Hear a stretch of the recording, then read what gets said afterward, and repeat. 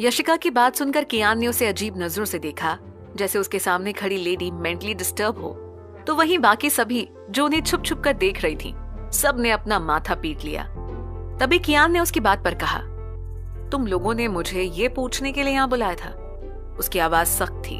वहीं यशिका को समझ नहीं आ रहा था कि अब वो उससे क्या कहे। वो धीरे से ना में सिर हिलाते हुए जाने लगी, पर तभी उसकी साड़ी में उसका पैर उलझ गया और वो गिरने लगी। कियान ने उसे बचाने के लिए जल्दी से उसे पकड़ लिया। शिवी और आशु दोनों सुहानी को उसी तरफ लेकर आ रही थी, इसीलिए उन लोगों ने भी कियान और यशिका को देख लिया और वो दोनों ही उन्हें देखकर धीरे से मुस्कुराई।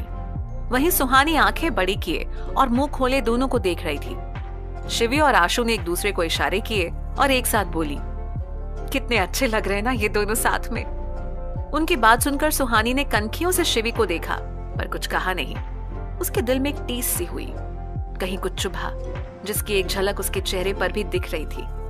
पर वहीं उसकी तरह कोई और भी था जिसके तन बदन में कियान और यशिका को साथ देखकर आग लग गई थी। ऋत्विक, जो अभी अभी वापस आया था, अंदर आते ही उसके कदम विला के एंट्रेंस पर ही रुक गए। अपनी बीवी को अपनी बहन के पति की बाहों में देखकर उसे ये कहानी कुछ समझ नहीं आ रही थी। वहीं सबसे अनजान कियान ने यशिका से पूछा, तुम ठीक हो? इतना बोलकर उसने यशिका को सही से खड़े होने में उसकी मदद की। यशिका धीरे से हाँ में सिर हिलाकर खड़ी हो गई। कियान उसे सही से खड़ा करके चला गया। वहीं यशिका जाने के लिए जैसे ही मुड़ी तो उसकी आंखें सामने खड़े ऋत्विक पर चली गईं और वो उसे देखकर शॉक्ड रह गई। फिर उसने ऋत्विक को देखते हुए खुद से कहा, गई भैंस पानी में, अब क्या होगा? कुछ समय बाद ऋत्विक और यशिका के रूम में यशिका बोली, अरे आप मेरी बात तो सुनिए। ऋत्विक ने गुस्से में कहा, क्या सुनूं? मैंने सब अपनी आंखों से देखा है। कल तक तुम्हें मैं पसंद था, आज वो कियान ओबरॉय तुम्हें पसंद आ गया। यशिका जल्दी से बोली, अरे ये आप क्या अनाप शनाप बोले जा रहे हैं? आज भी मुझे आप ही पसंद हैं। ऋत्विक उसकी तरफ मुड़ गया और उसे देखते हुए बोला, तो फिर वो क्या था जो मैं अभी देखकर आ रहा हूं? यशिका उसे समझाते हुए बोली, वो कुछ नहीं था, मैं गिरने वाली थी और उन्होंने मुझे संभाल लिया। ऋत्विक उसे एक नजर देखकर बिना कुछ कहे चला गया। वो गुस्से में जा रहा था, इसीलिए उसने ध्यान नहीं दिया कि सामने से कोई आ रहा है और तभी वो दोनों ही आपस में टकरा गए। ऋत्विक ने जल्दी से उसका हाथ पकड़ उसे गिरने से बचा लिया। फिर ऋत्विक ने उसे खड़े होने में उसकी मदद की और वो खुद को संभालते हुए ऋत्विक से बोली, थैंक्स। उसकी आवाज सुनकर ऋत्विक ने उसे चौंक कर देखा तो उसके मुंह से निकला, सुहानी। आंखों में हैरत लिए ऋत्विक ने सुहानी को देखा, जो अनजान नजरों से उसे देख रही थी।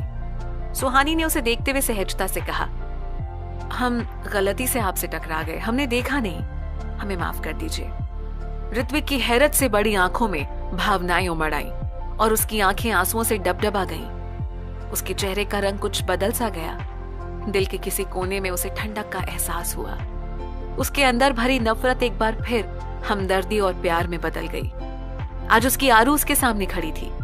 सुहानी के मुंह से निकले शब्दों की उसे परवाह न थी।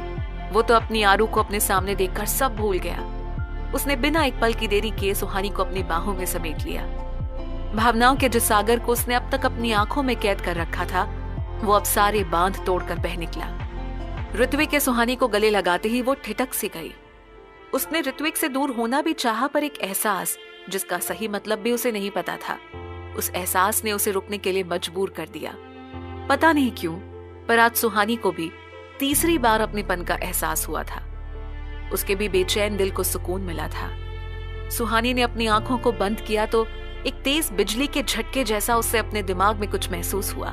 उसने अपने एक हाथ से सिर को थामा और ऋत्विक के कंधे पर ही सिर रखकर बेहोश हो गई। सुहानी को ढीला महसूस करते ही ऋत्विक ने उसे देखा तो वो अनकॉन्शियस हो चुकी थी।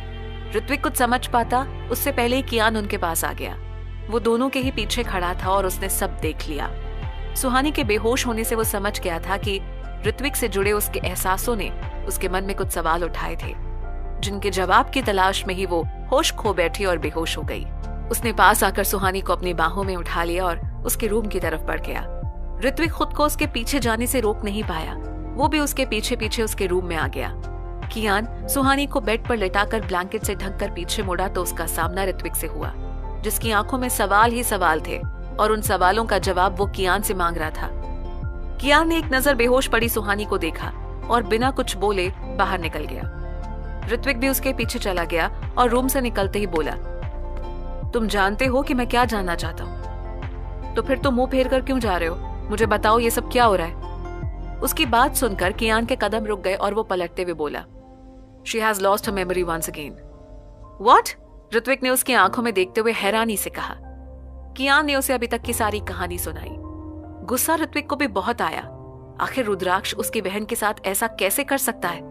अगर वो उसके सामने होता तो शायद ऋत्विक उसकी जान ले लेता। वो कैसे उसकी बहन की याददाश्त खोने का फायदा उठा सकता है? ऋत्विक यही सब सोच रहा था। उसे सोच में डूबा देखकर कियान बोला, तुम्हें अपना वादा तो याद है ना? उसका सवाल सुनकर ऋत्विक ने कुछ अजनबी अंदाज में उसे देखा। फिर अगले ही पल उसे याद आया कि उसने कियान से क्या कहा था, अगर वो जिंदा है और तुम उसे ढूंढ लाए तो एक बार फिर मैं उसका हाथ तुम्हारे हाथों में दे दूंगा। ये याद करते ही ऋत्विक ने अपना सिर हाँ में हिला दिया। वहीं दूसरी तरफ दीवारों का रंग डार्क था। वो दीवारें पत्थर की बनी थी। वो एक छोटी सी कोठरी थी जिसकी 3 दीवारें पत्थर की बनी थी और आगे की दीवार मोटे मोटे काले पेंट वाले लोहे की छड़ों से बनी थी। अंधकार से भी ज्यादा अंधेरा उस कोठरी में था। तभी हीरे के समान चमचमाती रोशनी उस कोठरी के बीच में पड़ी। शायद बादल हट गए थे, इसीलिए सूरज की रोशनी चारों ओर फैल गई। रोशनी पड़ते ही एक काली चादर दिखी जिसके ऊपर सफेद रंग की पतली पतली लाइंस बनी थी। उस चादर को ओढ़े एक शख्स बैठा था। उसका चेहरा नीचे की तरफ झुका था। उस शख्स के लंबे लंबे बाल साइड से लटके झूल रहे थे। बालों के साथ साथ उसकी दाढ़ी, जो बालों की तरह लंबी थी, वो भी लटकी झूल रही थी। तभी एक हवलदार जो उस वक्त अपनी ड्यूटी पर था, उसने हाथ में पकड़े डंडे को लोहे की सलाखों पर बजाया तो उस शख्स ने अपने झुके हुए सर को उठाकर उस हवलदार को देखा। तभी उस शख्स का भयानक रूप दिखा। उसकी आंखें खौफ से भरी थीं और इतनी डरावनी थीं कि देखने वाले देखते ही कांप उठे। वो हवलदार भी उसे देखकर एक पल के लिए सहम गया। उस शख्स के बढ़े हुए बाल और दाढ़ी उसे राक्षसी रूप दे रही थी। हवलदार ने अगले ही पल खुद को संभालते हुए कहा, ये क्या हालत बना रखी है तुमने अपनी? बाहर ऐसी शक्ल लेकर जाओगे तो तुम्हें देखकर लोग डर कर भाग जाएंगे। अब तुम्हारी सजा पूरी होने वाली है। अब तुम रिहा होने वाले हो सिकंदर। अपने सूलियों को थोड़ा ठीक करो और इंसान बनो। यहां से निकलकर एक अच्छी जिंदगी जीना। बुरे काम करके वापस यहां मत आना। सिकंदर हवलदार की बातें खामोशी से सुन रहा था। उसकी बात पूरी होते ही सिकंदर ने कहा, आज तारीख क्या है? हवलदार बोला, 8 फरवरी। सिकंदर होठों को टेढ़ा करके हौले से मुस्कुराया और मन ही मन खुद से बोला, 1 हफ्ता, बस 1 हफ्ता और जी ले अपनी जिंदगी कमिश्नर अभिनव। उसके बाद तो तेरा सामना मुझसे होगा, मुझसे। ये बोलते हुए सिकंदर अपने होठों को तिरछा करके मुस्कुराया और अपनी बात को जारी रखते हुए उसने आगे कहा, तूने मेरी जिंदगी को नर्क बनाया था। अब मैं यहां से निकलकर तुझे नर्क से भी बदतर जिंदगी दूंगा।